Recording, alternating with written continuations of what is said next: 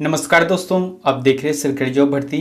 और आज के जो टॉपिक में हम लोग देखने वाले हैं मैराथन क्लास, वो भी भारत का सामान्य ज्ञान के अंतर्गत जो संविधान का पार्ट आता है उसके बारे में देखेंगे। संविधान के जो टॉप के 99 क्वेश्चन हैं उस चीज़ को देखेंगे। काफ़ी इंपॉर्टेंट प्रश्न हैं। यहाँ पर मैराथन क्लास इसलिए बोल रहा हूँ क्योंकि इसमें मैं आपको अतिरिक्त जानकारी नहीं बताऊँगा, सिर्फ प्रश्न पढ़ के ऑप्शन इसका मैं बता दूंगा। ठीक है, यानी कि आपको कम समय में ज़्यादा प्रश्न देखने को मिलेगा। इसलिए आप इस वीडियो को शुरू से लेकर अंतिम तक जरूर देखना। अगर आप हमारे चैनल पर नए हो तो हमारे चैनल को सब्सक्राइब कर देना, बेल आइकन को जरूर दबा देना। तो चलते हैं वीडियो की तरफ। यहाँ पर जो पहला प्रश्न देखने वाले हैं, भारतीय संविधान के किस भाग को उसकी आत्मा की आख्या दी गई है?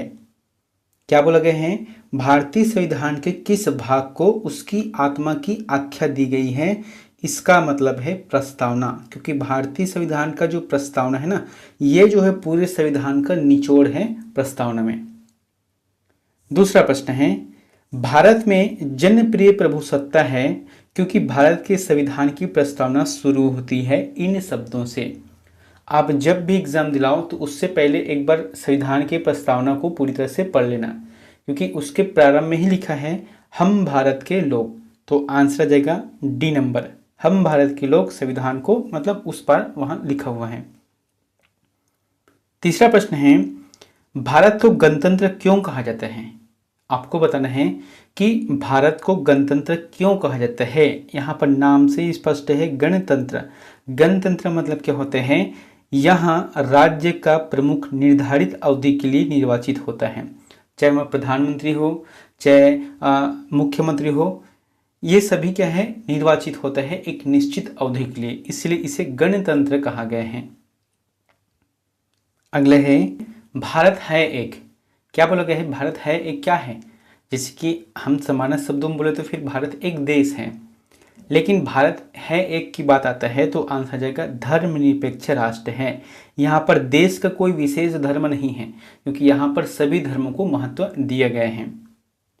पांचवा प्रश्न है, गणतंत्र होता है तो गणतंत्र मतलब होता है संसदीय पद्धति शासन वाला राज्य, है ना। संसदीय पद्धति शासन वाला राज्य मतलब चाहे आप राष्ट्र को देख लो चाहे या राज्य को देख लो, यहाँ पर जो है जनता जनता द्वारा चुनकर भेजा जाता है एक निश्चित अवधि के लिए। अगला है, निम्न में से वो दो शब्द कौन से हैं 42वें संशोधन द्वारा संविधान की उद्देशिका में किया गया था? तो देखो, अभी तक ना भारतीय संविधान में एक ही बार प्रस्तावना में संशोधन किया है। अब यहाँ पर क्या बोला गया है कि समावेशन 42वें संशोधन द्वारा किया गया है, तो ये रहेगा समाजवादी धर्मनिरपेक्ष। ये सी आंसर सही रहेगा।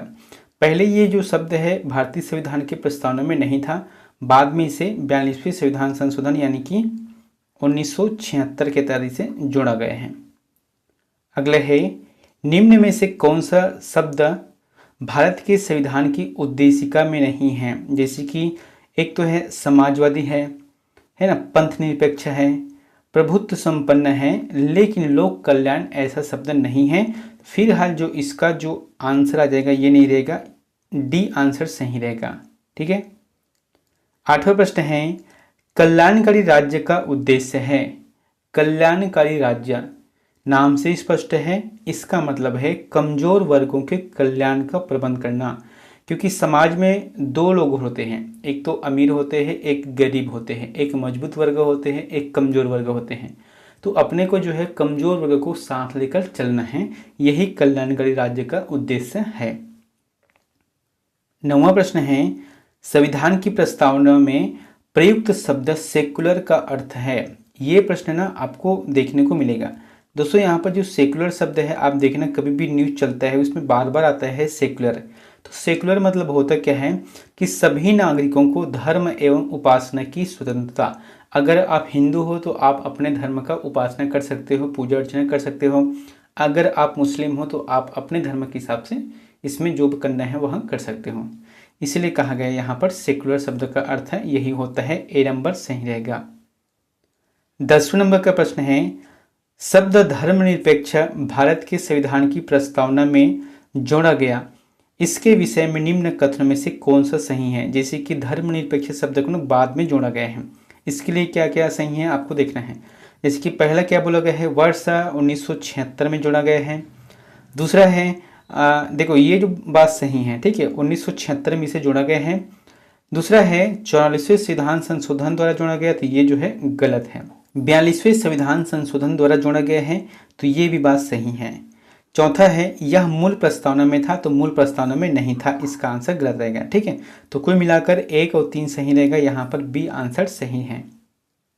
अगला है भारतीय संविधान की प्रस्तावना में लिखित जो कि क्या है, हम भारत के लोग से क्या अर्थ निकलता है। जैसे कि प्रस्तावना के पहले ही शब्द में लिखा है हम भारत के लोग, तो ये जो होता है संविधान निर्माण भारत की जनता द्वारा हुआ है। हालांकि देखो यहाँ पर हुआ क्या था कि जनता के माध्यम से चुने हुए प्रतिनिधि ने बनाया है, लेकिन माध्यम कौन है, जनता है, सर्वे सर्व कौन है, जनता है। इसलिए हम कहते हैं कि भारतीय संविधान का जो निर्माण हुआ है वहाँ जनता के द्वारा हुआ है, भारतीय जनता के द्वारा। तो इसका जो आंसर जाएगा बी नंबर सही रहेगा। 12वां प्रश्न है समाजवाद का अर्थ है, तो समाजवाद का अर्थ होता है सामाजिक न्याय। सामाजिक न्याय के अंतर्गत बताया था आपको, चाहे वहाँ गरीब वर्ग हो, चाहे अमीर वर्ग हो, छोटे कास्ट को हो या बड़े कास्ट को, यानी कि कुल मिलाकर सभी वर्ग को, समाज का सबसे जो निचले पायदान का व्यक्ति है उसको भी न्याय मिलना चाहिए, यह है समाजवाद का अर्थ। 13वां नंबर का प्रश्न है कि भारत में लौकिक सार्वभौमिकता है क्योंकि संविधान की प्रस्तावना प्रारंभ होती है। भारत में लौकिक सार्वभौमिकता है क्योंकि प्रस्तावना प्रारंभ होती है हम भारत के लोग से। दोस्तों यहाँ पर प्रश्न में ना आप लोगों को बार बार लगेगा कि यही प्रश्न आ रहा है, तो मैंने बता रहा हूँ आपको, ये जो है सिर्फ संविधान का ही प्रश्न है। तो 99 प्रश्न ऐसे हैं जो कि घुमा फिरा कर यहाँ पर पूछा गया है। इसका मतलब है कि संविधान से संबंधित जो भी प्रश्न आएगा आपसे बन जाएगा, बशर्ते आपको ये पूरा वीडियो को देखना पड़ेगा। 14 नंबर का प्रश्न है कि भारतीय संविधान की प्रस्तावना पर किस क्रांति का प्रभाव नहीं झलकता है। तो जब भारतीय संविधान का निर्माण किया गया तो आप देखना उसमें सबसे ज़्यादा तो 1935 का अधिनियम लिया है, उसके बाद जो है अलग अलग देशों का जो कुछ अधिनियम है उस चीज़ को लिया गया है, जो क्रांति हुए हैं उस चीज़ को। लेकिन फ्रांसीसी क्रांति, जैसे कि यहाँ पर क्या बोला गया है, प्रभाव नहीं झलकता है, तो आंसर जाएगा चीन की क्रांति, है ना। चीन की जो क्रांति हुआ था 1912 में, ये जो है हमारे भारतीय संविधान में इनके बारे में या इनके कुछ भी चीज़ ऐसे शामिल नहीं है या इनकी झलक नहीं मिलती है। इसका मतलब है फ्रांसीसी क्रांति जो कि 1789 में है, अमेरिकी क्रांति जो कि 1776 में है, और वोल्सिया की जो क्रांति है 1917 में है। इन सभी की क्रांति हमारे संविधान में कुछ न कुछ इनका झलक देखने को मिलता है। वोल्सिया मतलब क्या है, रूस का जो हुआ था ना वही है। अगला है 42वें संविधान संशोधन अधिनियम 1976 द्वारा प्रस्तावना किस शब्द को नहीं जोड़ा गया। तो कौन से शब्द को नहीं जोड़ा गया है प्रस्तावना में, गुट निरपेक्ष शब्द को नहीं जोड़ा गया है। इसका मतलब धर्मनिरपेक्ष है, समाजवादी है, और एकता और अखंडता शब्द को जोड़ा गया है। अगला है भारतीय संविधान ने किस प्रकार के लोकतंत्र को अपनाया है। अब बताओ भारतीय संविधान ने किस तरीके से मतलब किस प्रकार के लोकतंत्र को अपनाया है। ये रहेगा लोकतांत्रिक गणराज्य। एक तो है मतलब गणतंत्र मतलब क्या होता है, एक निश्चित अवधि के लिए जो राज्य का प्रमुख होता है उनका चयन होता है। दूसरी बात है लोकतांत्रिक, लोकतंत्र के हिसाब से होता है, यानी कि इनका चयन जनता के द्वारा होता है। अगला है भारतीय संविधान की प्रस्तावना के अनुसार भारत के शासन की सर्वोच्च सत्ता किस में निहित है। तो भारत के शासन की सर्वोच्च सत्ता होता है वहाँ जनता में निहित है, क्योंकि जनता चाहेगा तो सरकार को उखाड़ फेंक सकता है, यानी कि चुनाव के माध्यम से। ऐसे इसका विरोध नहीं कर सकता क्योंकि वो जो है बहुमत के बल पर आए हैं। इसका मतलब है 5 साल के बाद उसका चयन मत करो, वहाँ स्वतः ही भारतीय संविधान से या जो व्यवस्थापिका है वहाँ से निकल जाएगा। अगला है भारतीय संविधान की प्रस्तावना में जिन आदर्शों एवं उद्देश्यों की रूपरेखा दी गई है उनकी आगे व्याख्या की गई है। तो उनकी आगे व्याख्या की गई है वह किस प्रकार से है, मूल अधिकार राज्य के नीति निषेध तत्वों या सिद्धांतों एवं मूल कर्तव्यों में है। ये जो है यहाँ पर है, यहाँ पर के कहने का मतलब देखो, यहाँ पर मैं प्रश्न को फिर समझा रहा हूँ कि भारतीय संविधान की जो प्रस्तावना में जिन आदर्श यानी कि हमारे लिए एक आदर्श है, एक नियम है, एक उद्देश्य तय किया गया है, तो ये जितने भी है वो कहाँ पर देखने को मिलते हैं, हमारे संविधान के मूल अधिकार हैं, राज्यों के नीति निर्देशक तत्व हैं या मूल कर्तव्यों के अंतर्गत इसको देखने को मिलता है। 19वां प्रश्न है, संविधान सभा में प्रस्तुत उद्देश्य प्रस्ताव में अभिव्यक्ति विचार को भारतीय संविधान के किस भाग में पूर्णतः शामिल किया गया है? तो किस में शामिल किया गया है? प्रस्तावना में शामिल किया गया है। अगला है, भारतीय संविधान किसके द्वारा स्वीकृत है? बताओ, अभी बताया था भारत की जनता द्वारा यहाँ स्वीकृत है। अगला है, भारतीय संविधान को संविधान द्वारा कब अंगीकृत किया गया? अंगीकृत मतलब स्वीकार किया गया, तो ये रहेगा 26 नवंबर 1949। ये जो है 26 नवंबर 1949 को फाइनली रूप से हमारा जो भारतीय संविधान है वहाँ बनकर तैयार हो गया था। अगला है, निम्न में से किस तिथि को भारतीय संविधान लागू किया गया था? बताना है। भारतीय संविधान को लागू किया गया था, कौन सी तिथि में लागू किया गया था? 26 जनवरी 1950 को, है ना। 26 नवंबर 1949 को बनकर तैयार हो गया था। वहाँ पर सिर्फ 15 ऐसे अनुच्छेद हैं जिसे लागू किया गया था, लेकिन जो बाकी और अनुच्छेद है उसे 26 जनवरी 1950 को लागू किया गया। अगला है, किस वर्ष भारत एक प्रभुत्व संपन्न प्रजातांत्रिक गणराज्य बना? तो प्रभुत्व संपन्न प्रजातांत्रिक जो गणराज्य है वहाँ 1950 से बना, क्योंकि 26 जनवरी 1950 को लागू हुआ था संविधान। संविधान की उद्देशिका यानी कि प्रस्तावना का संशोधन कितनी बार किया गया है? एक ही बार किया गया है। कब किया गया है? 1976 में किया गया है। इसके बाद अभी तक नहीं हुआ है। अगला है, 26 नवंबर 1949 को अंगीकृत भारतीय संविधान की प्रस्तावना में शब्द सम्मिलित नहीं थे, यानी कि ऐसा कौन सा शब्द है जिसे सम्मिलित नहीं किया गया था, आपको बताना है। समाजवादी, पंथ निरपेक्ष, अखंडता, गणराज्य। तो इसका जो जवाब आ जाएगा ए नंबर रहेगा, यानी कि समाजवादी है, पंथ निरपेक्ष है और अखंडता है। ये जो 3 शब्द है इसे शामिल नहीं किया गया था, और एक जो आता है गणराज्य ये पहले से शामिल था। अगला है, प्रस्तावना का वह प्रावधान जो सभी वयस्क नागरिकों को मतदान का अधिकार प्रदान करता है कहलाता है। ये आ जाएगा प्रजातंत्र, है ना। प्रजातंत्र यानी कि जनता का शासन है, और ये जो है वयस्क नागरिकों को मतदान करने का अधिकार प्रदान करता है। अगला है, 42वें संविधान संशोधन द्वारा प्रस्तावना में निम्नलिखित में से कौन सा शब्द जोड़ा गया है? तो 42वें संविधान संशोधन बताया था 1976। यहीं से प्रश्न बार बार पूछा जाएगा। तो कौन सा शब्द जोड़ा गया है? समाजवाद शब्द जोड़ा गया है। अगला है, भारतीय संविधान का प्राधिकार स्रोत कौन है? तो भारतीय संविधान का जो मतलब प्राधिकार स्रोत है वहाँ भारत के लोग हैं, क्योंकि भारत के लोग के द्वारा ही संविधान का निर्माण किया गया है। अगला है, भारत को एक गणराज्य मुख्य रूप से माना जाता है क्योंकि? बताना है आपको। भारत को एक गणराज्य मुख्य रूप से माना जाता है क्योंकि राज्याध्यक्ष का चुनाव होता है। जब भी गणराज्य आएगा या गणतंत्र आएगा तो यही आएगा, चुनाव होता है किनका? राज्य अध्यक्ष, चाहे वहाँ प्रधानमंत्री हो या मुख्यमंत्री हो। अगला है, भारतीय संविधान की प्रस्तावना में देश का कौन सा नाम उल्लेखित है? तो भारतीय संविधान की प्रस्तावना में देश का कौन सा नाम उल्लेखित है बताना है। तो 2 ही नाम उल्लेखित है, वह नाम है भारत और इंडिया। ठीक है, भारत और इंडिया नाम उल्लेखित है। अगला है, रेगुलेटिंग एक्ट पारित किया गया था। ये जो है ब्रिटिश सरकार का समय है। रेगुलेटिंग एक्ट जो है 1773 में पारित किया गया था। देखो मतलब 1773 में पहली बार जो है रेगुलेटिंग एक्ट पारित किया गया था, और यही जो है भारतीय संविधान का एक कह सकते हैं बीज था, जो कि बता दिया था कि कोई भी एक नियम बनाना पड़ता है कोई भी शासन चलाने के लिए। अगला है, 1922 में निम्न में से किसके द्वारा यह उद्गार व्यक्त किया गया कि भारतीय संविधान भारतीयों की इच्छानुसार होगा? तो ये रहेगा महात्मा गांधी। महात्मा गांधी ने ही पहली बार 1922 में कहा था कि हमारे देश के लिए भी एक संविधान होगा, और ऐसा संविधान रहेगा जो कि जनता के द्वारा, भारत की जनता द्वारा ही इसे बनाया जाएगा। इसका आंसर आ जाएगा ए नंबर, सही रहेगा। ठीक है। अगला है, संविधान सभा का पहला सत्र हुआ था। तो संविधान सभा का जो पहला सत्र है वहाँ 9 दिसंबर 1946 को हुआ था। इसमें एक प्रश्न नोट कर लेना, इस जो अधिवेशन हुआ था इसमें अस्थायी अध्यक्ष के तौर पर डॉक्टर सच्चिदानंद सिन्हा को बनाया गया था। अगला है संविधान सभा के चुने हुए स्थायी अध्यक्ष कौन थे? तो अभी बताया था 9 दिसंबर 1946 को मतलब अस्थायी अध्यक्ष थे डॉक्टर सच्चिदानंद सिन्हा। उसके बाद जो है द्वितीय जब अधिवेशन चला गया है 11 दिसंबर 1946 को, है ना, जब द्वितीय अधिवेशन हुआ उस समय स्थायी अध्यक्ष का चयन किया गया जिनका नाम क्या है?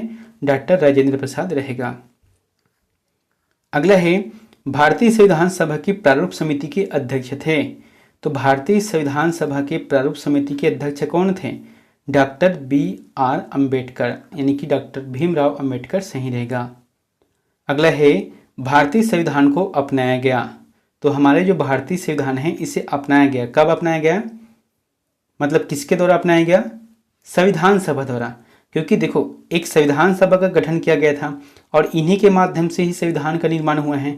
तो पहली बात तो ये है कि ये स्वयं से अपनाएगा कि हाँ ये जो बना है वह हमारे देश के लिए अनुकूल है। तो पहले तो उन्होंने ही एक्सेप्ट किया तब जाके यहाँ आगे आया। अगला है भारतीय संविधान सभा ने भारतीय राष्ट्रीय ध्वज की रूपरेखा को अंगीकार किया है। तो भारतीय राष्ट्रीय ध्वज को अंगीकार कब किया है? 22 जुलाई 1947, यानी कि देश जब 15 अगस्त 1947 को आज़ाद हुआ उसके पहले जो है भारतीय ध्वज को स्वीकार कर लिया गया था। अगला है भारत के लिए संविधान सभा की रचना हेतु संविधान सभा का विचार निम्नलिखित में से सर्वप्रथम किसने प्रस्तुत किया? तो सर्वप्रथम जो कि स्वराज पार्टी ने 1924 में किया। जैसे कि मैंने बताया था ना, एक तो 1922 में है, महात्मा गांधी ने किया था, तो उसी तरीके से स्वराज पार्टी ने 1924 में इसे सर्वप्रथम प्रस्तुत किया था। अगला है भारतीय संविधान सभा में महिला सदस्यों की कुल संख्या कितनी है? तो जब उस समय चयन किया गया था जैसे कि 379 था पहले, है ना, सदस्यों की संख्या। उसके बाद जो है अलग से मुस्लिमों का मतलब वो हो गया था, अलग हो गए थे। तो उसके बाद जो बचा है 299 बचा था, जिसमें से 15 सदस्य इसमें शामिल हुए थे महिला के रूप में। अगला है संविधान के अंतर्गत भारतीय लोकतंत्र के आदर्शों को हम कहाँ देख सकते हैं? तो संविधान के अंतर्गत भारतीय लोकतंत्र के जो आदर्श है उसे हम प्रस्तावना में देख सकते हैं। मैंने बताया था ना, प्रस्तावना जो है पूरे संविधान का निचोड़ है। अगला है विश्व का सबसे बड़ा लिखित और सर्वाधिक व्यापक संविधान किस देश का है? तो ये है अपना प्यारा भारत देश रहेगा। अगर प्रश्न यहाँ पर आता है कि विश्व का सबसे प्राचीन या पुराने संविधान कौन से हैं, तो अमेरिका का रहेगा। लेकिन अमेरिका का जो संविधान है वहाँ लिखित रूप से नहीं है, मौखिक रूप से है। लेकिन हमारे देश का जो संविधान है वहाँ लिखित रूप से है, व्यापक रूप से है। अगला है भारतीय संविधान में है। तो भारतीय संविधान में अभी वर्तमान में क्या है? तो देखो इसका जो आंसर जाएगा वहाँ 350 से अधिक अनुच्छेद हैं, लेकिन मूल रूप से अगर देखा जाए तो फिर 395 अनुच्छेद है। ठीक है, अब हालांकि इसमें और जुड़ गए हैं ABCD करके, लेकिन मूल रूप से 395 हैं। यहाँ पर जो प्रश्न पूछा गया उसके हिसाब से 350 सही रहेगा। अगला है भारत में वैध प्रभुसत्ता निहित है। तो भारत में जो वैध प्रभुसत्ता निहित है वह किस में निहित है? संविधान में, है ना, संविधान में वैध प्रभुसत्ता निहित है। दोस्तों आप लोगों को समझ आ रहा है ना? देखो यहाँ पर जो बता रहा हूँ ना काफ़ी इंपॉर्टेंट प्रश्न है। आप हमेशा देखना संविधान से संबंधित प्रश्न हमेशा पूछे जाते हैं। 1 से 2 अंकों का या जिसके सिलेबस ज़्यादा हो उसमें 3 से 4 अंकों का प्रश्न पूछे जाते हैं और बहुत प्रश्न बनते हैं यहाँ पर। 44वां प्रश्न है कि भारतीय संविधान की संरचना किस प्रकार की है? तो भारतीय जो संविधान है वहाँ कुछ एकात्म है और कुछ कठोर, या ऐसे भी कह सकते हैं कुछ लचीला है और कुछ कठोर। कठोर के मतलब क्या होता है? कुछ संविधान में मतलब ऐसा भी है कि अगर कोई अपराध कर दिया है या कोई नहीं मान रहा है तो फिर आपको जो है भारतीय संविधान के अनुरूप दंड दिया जाएगा। लेकिन कई जगह ऐसे लचीला है कि अगर कुछ गलती हुआ है तो फिर वहाँ पर उसमें संशोधन किया जाते हैं। संशोधन जैसे कि अभी लगभग 125 से ज़्यादा संशोधन हो गए हैं। इसका मतलब है कि हमारे जो भारतीय संविधान है कहीं न कहीं ढंग से लचीला है। इसलिए इसका जो आंसर यही रहेगा कि कुछ एकात्म है या कुछ कठोर है। दोनों आंसर सही रहेगा, डी नंबर सही रहेगा। ठीक है, भारत में राजनीतिक व्यवस्था के मूलभूत लक्षण हैं। तो भारत में राजनीतिक व्यवस्था के मूलभूत लक्षण क्या क्या है? जैसे कि यहाँ पर पहला ऑप्शन में क्या है कि यह एक लोकतांत्रिक गणतंत्र है, तो बिल्कुल सही बात है ना। दूसरी है कि इसमें संसदात्मक रूप की सरकार है, तो ये भी सही है क्योंकि चयन किया जाता है सरकार का। तीसरा है सर्वोच्च सत्ता भारत की जनता में निहित है, ये भी सही है। चौथा है कि यह एक एकीकृत शक्ति का प्रावधान करती है, तो गलत बात है। तो फिलहाल जो इसका आंसर क्या जाएगा, बी नंबर सही रहेगा, 1 2 3 सही रहे। अगला है भारत का संविधान मान्यता प्रदान करता है। भारत का जो संविधान है वह मान्यता प्रदान करता है, किनको मान्यता प्रदान करता है, धार्मिक एवं भाषाई अल्पसंख्यकों, है ना, जो धार्मिक रूप से और जो भाषाई रूप से जो अल्पसंख्यक है हमारे भारत देश में, उसको मान्यता प्रदान करता है। अगला है भारतीय संविधान में शामिल नीति निर्देशक सिद्धांत किसके संविधान से प्रेरित हैं। क्या बोला गया है, नीति निर्देशक सिद्धांत, या इसे ही कहते हैं नीति निर्देशक तत्व भी कहते हैं। और ये जो है आयरलैंड से है, यानी कि आयरलैंड के संविधान से इसे लिया गया है। लिया गया है मतलब टोटल नहीं लिया है, उसके शब्दों को लिया गया है। अगला है भारतीय संविधान में समवर्ती सूची की अवधारणा ली है। तो जो समवर्ती सूची की अवधारणा ली है, इसका आंसर क्या रहेगा, वहाँ ऑस्ट्रेलिया से लिया है समवर्ती सूची की अवधारणा। अगला है भारतीय संविधान में मौलिक कर्तव्य का विचार लिया गया है। बहुत ही अच्छा प्रश्न है। जो मौलिक कर्तव्य के जो विचार है ना, वह रूस के संविधान से लिया गया है। ठीक है, रूस के संविधान से। यहाँ पर थोड़ा प्रश्न इंपॉर्टेंट है, आप इसे नोट करना कि प्रारंभ में मौलिक कर्तव्य 10 थी। ठीक है, पहले जो है मौलिक कर्तव्यों की संख्या 10, लेकिन जो है 86वां संविधान संशोधन हुआ जिसके तहत एक और बढ़ गया, अब जो है वर्तमान में 11 हो गया। ठीक है, तो इसका जो आंसर आ जाएगा 11 रहेगा। अगर कोई प्रश्न पूछता है कि मौलिक कर्तव्य कितना है, तो 11 आंसर रहेगा। अगला है संविधान के भाग 1 में निम्न में से किसका वर्णन है। तो भाग 1 में किसका वर्णन है, संघ और उसके राज्य क्षेत्र, यानी कि देश और उनके राज्यों के बारे में वर्णन है। अगला है भारत के संविधान का भाग 4 किसके बारे में बताता है। तो आपको पता होना चाहिए कि भारतीय संविधान में 22 भाग हैं। तो पहले भाग में मैंने यहाँ पर बता दिया है संघ एवं उनके राज्य क्षेत्र हैं। उसके बाद भारतीय संविधान के भाग 4 में ये रहेगा राज्य के नीति निर्देशक सिद्धांत रहेगा। अगला है सुमिलित कीजिए। दोस्तों आपको सुमिलित करना है, जैसे कि भारतीय संविधान का जो भाग नंबर 9 है, ये जो है किससे संबंधित है, पंचायती राज से है। ठीक है, पंचायती राज से है। और भारतीय संविधान के भाग 9 के 1 यानी कि 9 के अंतर्गत जो पहला पॉइंट है ये ना नगर पालिका से संबंधित है। आपको इस तरीके से याद रखना है। ठीक है, अब उसके बाद भारतीय संविधान के भाग 8 हैं। तो जो भाग 8 है वहाँ किससे संबंधित है, बताना है इसका आंसर, संघ क्षेत्र से। ठीक है, संघ क्षेत्र से यहाँ सम्मिलित हैं। उसके बाद भाग 4 के 1 ये जो है मूल कर्तव्य से संबंधित है। अगला है वर्तमान में भारतीय संविधान में कुल कितनी अनुसूचियां हैं। तो वर्तमान में भारतीय संविधान में कुल कितनी अनुसूचियां हैं, 12 रहेगा, हालांकि मूल रूप से जो है 8 हैं। अगला है भारतीय संविधान में 22 भाषाओं को राज्य भाषा का दर्जा प्रदान किया गया है। तो इसका जो जवाब आ जाएगा वहाँ 8वीं अनुसूची में है। जैसे कि मूल रूप से 8 अनुसूची हैं, फिर उसके बाद 9 10 11 12 करके जोड़ा गया है, 12 अनुसूची हैं। तो जो 8वीं अनुसूची है इसमें 22 भाषाओं का उल्लेख है। हालांकि 22 भाषा नहीं था मूल रूप से तो 14 भाषा था, लेकिन बाद में करके उसे और इसमें जोड़ा गया है। अगला है आंध्र प्रदेश से अलग कर एक नए राज्य तेलंगाना का गठन हुआ, इससे भारतीय संविधान की किस सूची में परिवर्तन होता है। बहुत ही अच्छा प्रश्न है। देखो, अगर कोई राज्य है उसके एक और पार्ट बना दिया जाता है तो वह जो है संविधान की किस भाग के अंतर्गत आता है, यही पूछा गया है। तो एक तो है भाग 1 रहेगा। ठीक है, उसके बाद अनुसूची आता है तो अनुसूची 1 रहेगा। अगर उसमें अनुच्छेद बोलता है तो अनुच्छेद 1 2 3 इसमें शामिल किया है। तो फिलहाल इसका जो आंसर क्या जाएगा, भाग 1 रहेगा, सॉरी अनुसूची 1 रहेगा। अगला है भारतीय संविधान की 10वीं अनुसूची किससे संबंधित है। तो 10वीं अनुसूची जो है दल बदल कानून से है।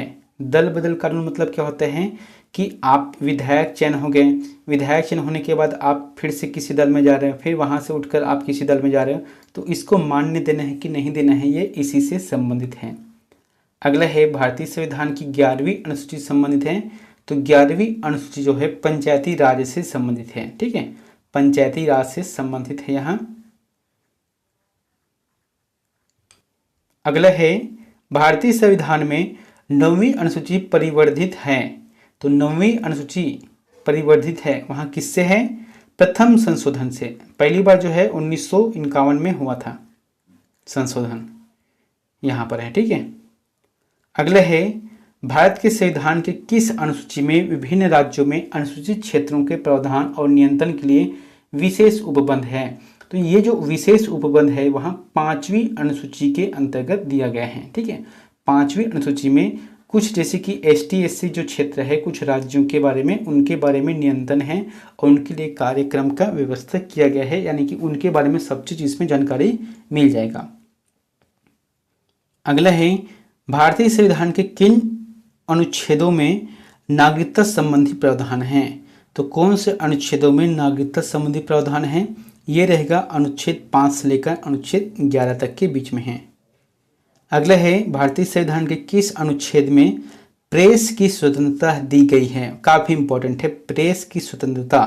तो ये जो है अनुच्छेद 19A के तहत दिया गया है, लेकिन याद रखना है उसमें प्रेस शब्द इंगित नहीं है, बल्कि क्या लिखा है?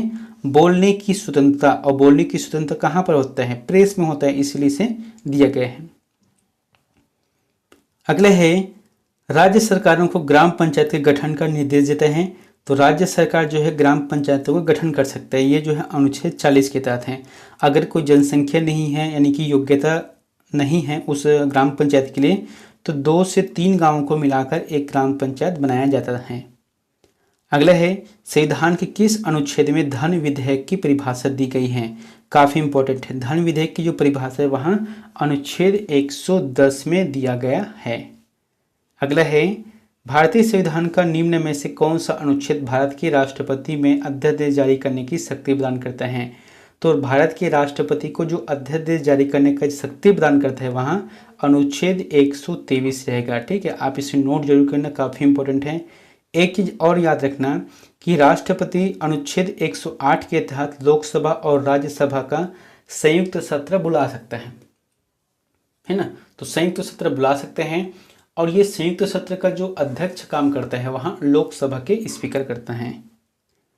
अगला है भारतीय संविधान के अनुच्छेद 1 में यहाँ घोषणा की गई है कि इंडिया अर्थात भारत ये जो है राज्यों का संघ है, ठीक है। इसी में बीच में विवाद हुआ था कि इंडिया अर्थात भारत, यानी कि इंडिया दैट इज भारत, ऐसा नहीं होना चाहिए था, भारत अर्थात इंडिया ऐसा होना चाहिए था।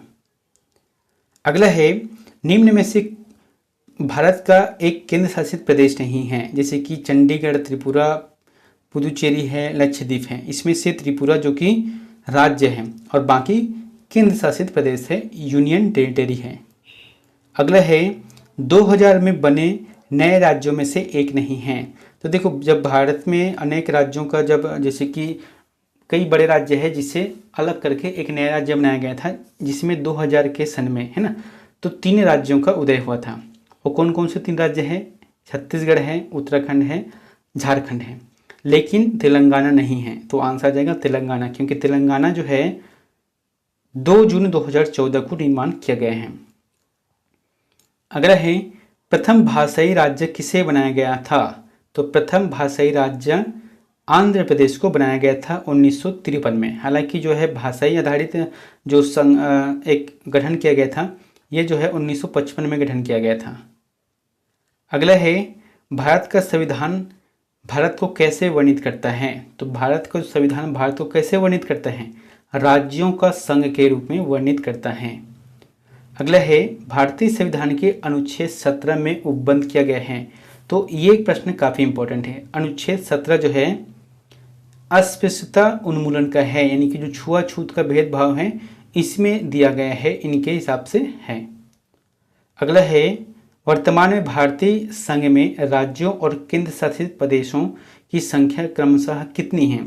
तो अभी हमारे देश में, मतलब आज की डेट में हमारे देश में क्या है? 28 राज्य है और 8 केंद्र शासित प्रदेश है। सी आंसर सही रहेगा। अगला है संविधान के किस भाग एवं अनुच्छेद में संविधान संशोधन की प्रक्रिया का उल्लेख है?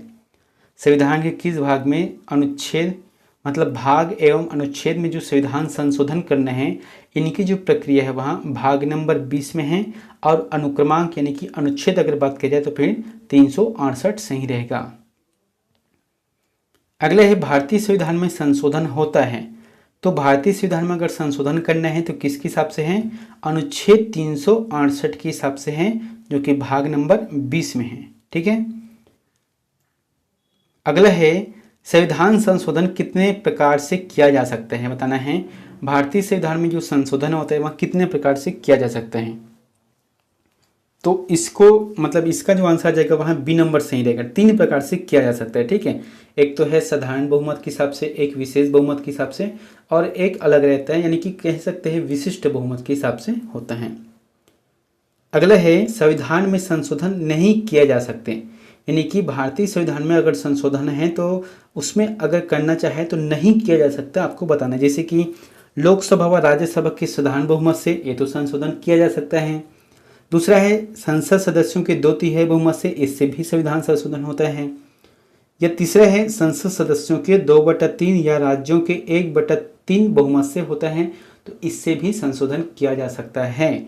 लेकिन जनमत संग्रह से कभी भी नहीं हो सकता। हमारे जैसे कि अभी फिलहाल बांग्लादेश में हुआ है, ठीक है, या मतलब तख्ता पलट हुआ है, श्रीलंका में हुआ है, तो ऐसा हमारे देश में कभी भी नहीं होगा। क्योंकि देखो, एक तो संविधान को बदलना पड़ेगा, और संविधान जो है इन तीनों के हिसाब से बदलता है, मतलब संशोधन होता है, बदलता नहीं है, संशोधन होता है। लेकिन जनमत संग्रह से नहीं। अगर कोई विशेष धर्म के लोग 20%, 30%, 50% भी आंदोलन करें तो भी नहीं बदल सकता, जब तक ये तीनों ऑप्शन नहीं रहेगा तब की बात है। अगला है भारत के संविधान में प्रथम संशोधन कब किया गया, तो देखो 26 जनवरी 1950 को लागू किया गया, और उसके एक साल बाद यानी कि 1951 में ही पहली बार संशोधन कर दिया गया था। अगला है प्रथम संवैधानिक संशोधन अधिनियम किससे संबंधित था, बताना है। प्रथम संवैधानिक संशोधन अधिनियम किससे संबंधित था, तो ये रहेगा कुछ राज्यों के कृषि भूमि सुधार से है ना, कुछ राज्यों के कृषि भूमि सुधार से किया गया था। अगला है भारतीय संविधान की प्रस्तावना में धर्मनिरपेक्ष, समाजवादी तथा राष्ट्र की एकता एवं अखंडता वाक्यांश किस संशोधन द्वारा जोड़ा गया है, तो बताया था 1976 के द्वारा 42वें संविधान संशोधन में जोड़ा गया है। अगला है भारतीय संविधान में किस संशोधन द्वारा नागरिकों के मौलिक कर्तव्यों को सम्मिलित किया गया है, नागरिकों के मौलिक कर्तव्यों को सम्मिलित किया गया है, ये रहेगा 42वें संविधान संशोधन के तहत किया गया है। अगला है किस संविधान संशोधन द्वारा किन्हीं विशेष परिस्थितियों में नीति निर्देशक तत्वों या सिद्धांतों को मूल अधिकारों के ऊपर अधिक महत्व देने का प्रावधान है। देखो, कहने का मतलब यह है कि जो मूल अधिकार है हमको प्राप्त है, उससे विशेष परिस्थिति में नीति निर्देशक तत्व को आगे रखेगा और मूल अधिकार को नीचे रखेगा। ये कब की बात है, विशेष परिस्थिति में, यानी कि इसे जो है 42वें संविधान संशोधन के तहत दिया गया है। अगला है किस संविधान संशोधन द्वारा यह व्यवस्था की गई है कि राष्ट्रपति या उपराष्ट्रपति के चुनाव को इस आधार पर चुनौती नहीं दी जा सकती कि निर्वाचक मंडल अपूर्ण है। जैसे कि राष्ट्रपति का चुनाव हो रहा है, अब चुनाव होने के बाद कुछ भी अगर गलती होता है तो उसमें अलग बात है, लेकिन गलती या कुछ धांधली इस वजह से हुआ है कि निर्वाचक मंडल गलत है, ऐसा इस बात को चुनौती सुप्रीम कोर्ट में कभी भी नहीं दिया जा सकता, और ये चुनौती सिर्फ सुप्रीम कोर्ट में ही दिया जा सकता है। तो 11वां संशोधन के तहत इसे किया गया है। अगला है संविधान संशोधन द्वारा नागालैंड को राज्य का दर्जा प्रदान किया गया, तो नागालैंड को जो दर्जा प्रदान किया गया है राज्य का, ये रहेगा 13वां संविधान संशोधन के तहत किया गया है। अगला है किस संविधान संशोधन द्वारा पंजाब राज्य को पुनर्गठित करके पंजाब तथा हरियाणा राज्य एवं चंडीगढ़ केंद्र शासित प्रदेश की स्थापना की गई है। देखो, एक तो क्या है, जैसे कि ये क्षेत्रफल है, ठीक है। अब इस क्षेत्रफल को यानी कि कौन से ऐसे संविधान संशोधन हुआ था जिसके हिसाब से पंजाब को अलग किया गया, यहाँ से जो है हरियाणा को अलग किया गया, और यहीं पर जो है चंडीगढ़ को केंद्र शासित प्रदेश बनाया गया, तो ये रहेगा 18वां संविधान संशोधन के तहत किया गया। अगला है संविधान की 8वीं अनुसूची में सिंधी भाषा को किस संवैधानिक संशोधन द्वारा शामिल किया गया। तो जो सिंधी भाषा है, जैसे कि पहले मूल रूप से 14 था, तो 15वें जो भाषा के रूप में हुआ वहाँ सिंधी भाषा है और इसे 21वां संविधान संशोधन के तहत शामिल किया गया। ठीक है, अगला है किस संविधान संशोधन अधिनियम द्वारा मेघालय राज्य की स्थापना की गई? तो मेघालय राज्य की जो स्थापना है संविधान के 22वें संशोधन के तहत किया गया है। दोस्तों जितने भी राज्य है ना, इनका निर्माण को सन को याद रखना है। अगला है संविधान के किस संशोधन द्वारा संपत्ति के अधिकार को मूल अधिकार की श्रेणी से निकाल दिया गया है? तो संपत्ति के अधिकार को मूल अधिकार से निकाल दिया है, तो ये रहेगा 44वें संविधान संशोधन के तहत, यानी कि ये हुआ था 1978 की बात है। ठीक है, पहले जो है संपत्ति का अधिकार मूल अधिकार में था और अब जो है ये कानूनी अधिकार में है। अब इसे जो है आपको अनुच्छेद 300A के तहत देखने को मिलेगा। अगला है दल बदल निरोध कानून किस संविधान संशोधन विधेयक से संबंधित है? ये रहेगा 52वां, है ना, 52वां संविधान संशोधन हुआ था जिसमें दल बदल निरोध कानून का व्यवस्था किया गया था। यानी कि कुछ बताया था ना आपको संविधान में, जैसे कि कोई विधायक है या सांसद बार बार दल बदलता है तो उनकी योग्यता या अयोग्यता के बारे में डिसाइड करता है वहाँ के जो अध्यक्ष रहते हैं वो। अगला है 52वां संविधान संशोधन अधिनियम 1985 निम्न में से किससे संबंधित है? तो 52वां संविधान संशोधन जो कि 1985 में हुआ है वह किससे संबंधित है? ये रहेगा दल बदल और अनहारता, यही बात इसमें आ गए हैं। अगले है संविधान के किस संशोधन द्वारा मतदान की आयु 21 वर्ष से घटाकर 18 वर्ष कर दिए गए हैं? यानी कि पहले जैसे कि वोट देते थे तो 21 वर्ष होने पर आपको वयस्क माना गया था मताधिकार के लिए, अब जो है 18 वर्ष में मानते हैं। तो ये है 61वां संविधान संशोधन के तहत है। अगला है 74वें संविधान संशोधन का संबंध निम्न में से किस संसद से है? तो ये रहेगा काफ़ी इंपॉर्टेंट है, आप इसे याद रखना, नगर पालिकाएं से संबंधित है। ठीक है, नगर पालिकाएं से यहाँ संबंधित है। अगला है किस संशोधन के द्वारा संघ शासित प्रदेश दिल्ली को राष्ट्रीय राजधानी के क्षेत्र में संपरिवर्तित करता है? देखो पूरे देश में जो है दिल्ली ऐसा है जो कि पूरे देश को नियंत्रण करता है, यानी कि ये क्या है, हमारे देश की राजधानी है। और इसे कब स्वीकार किया गया है? 69वां संविधान संशोधन अधिनियम हुआ था तभी इसे स्वीकार किया गया है। अगला है, देखो स्वीकार किया गया है वो अलग बात है, लेकिन उसी समय से दिल्ली को जो है केंद्र शासित प्रदेश घोषित किया गया है। लेकिन आज का जो चलते हैं ना संविधान में कि दिल्ली को पूर्ण राज्य का दर्जा दो, तो ऐसे देना मुश्किल है, क्योंकि देखो दिल्ली जो है एक राज्य नहीं है, पूरे देश का एक राजधानी भी है, इसलिए जो है दिल्ली को पूर्ण राज्य का दर्जा देना मुश्किल है। अब खैर वो संविधान की बात है। अगला है कौन से संशोधन के पश्चात बोडो और डोंगरी भाषाएं 8वीं अनुसूची में शामिल की गई थी? बोडो और डोंगरी भाषाएं 8वीं अनुसूची में शामिल की गई थी, तो ये रहेगा 92वें संविधान संशोधन के तहत। अगले है भारतीय संविधान के संशोधन में से कौन सा संशोधन केंद्रीय मंत्रिमंडल के आकार को सीमित करते हैं? तो जो केंद्रीय मंत्रिमंडल के जो आकार है उसे सीमित करते हैं किस संशोधन के तहत? आंसर आ जाएगा 91वें संविधान संशोधन के अंतर्गत। जैसे कि दोस्तों हमारे देश में जो है 545 सीटों पर चुनाव होता है। ठीक है, अब इसमें मंत्रिमंडल या केंद्रीय मंत्रिमंडल कितने लोग बन सकते हैं? इनका 15% है ना, इनका 15% जो है मंत्रिमंडल बन सकते हैं, और ये जो है 91वें संविधान संशोधन के तहत किया गया है। अगला है कौन सा संवैधानिक संशोधन राज्यों में से चुने जाने वाले लोकसभा के सदस्यों की संख्या बढ़ाने में से संबंधित है? तो ये रहेगा जैसे कि कोई भी राज्य है तो उसके जनसंख्या के हिसाब से लोकसभा और राज्यसभा के टिकट या सीट निर्धारित होते हैं। तो ये जो है 7वां और 31वां जो संविधान संशोधन हुआ था उसी के तहत किया जाता है। अगला है भारतीय संविधान का अनुच्छेद 51A नागरिकों के मौलिक कर्तव्य से संबंधित है। किस संविधान संशोधन से इसे लाया गया है? देखो कहने का मतलब ये है कि जो अनुच्छेद 51A नागरिकों के मौलिक कर्तव्य से संबंधित है, तो किस संविधान संशोधन के तहत इसे लाया गया है? तो आंसर आ जाएगा 42वां संविधान संशोधन के तहत इसे लाया गया है। अगला है भारतीय संविधान का कौन सा संशोधन पंचायती राज व्यवस्था को संवैधानिक दर्जा प्रदान करता है? तो संवैधानिक जो दर्जा प्रदान करता है वहाँ कौन सा रहेगा? 73वां संविधान संशोधन अधिनियम रहेगा पंचायती राज को। और यहाँ पर बताया था 74वां क्या है, नगर पालिका से संबंधित है। अगला है संविधान संशोधन करने की विधेयक को वीटो करने की राष्ट्रपति की शक्ति सहमति देनी होगी शब्द में स्थापन करके किस संशोधन द्वारा छीन ली गई। तो ये रहेगा 24वां संविधान संशोधन के तहत, जिसमें संविधान में अगर संशोधन करना है, कुछ बदलाव करना है, तो पहले क्या है, राष्ट्रपति के पास वीटो का पावर होता था, लेकिन अब जो है इसे हटा दिया गया है 24वां संविधान संशोधन के तहत। अगले है भारतीय संविधान के किस संशोधन अधिनियम द्वारा 6 से 14 वर्ष के सभी बच्चों के लिए शिक्षा के अधिकार को मूल अधिकार बनाया गया है।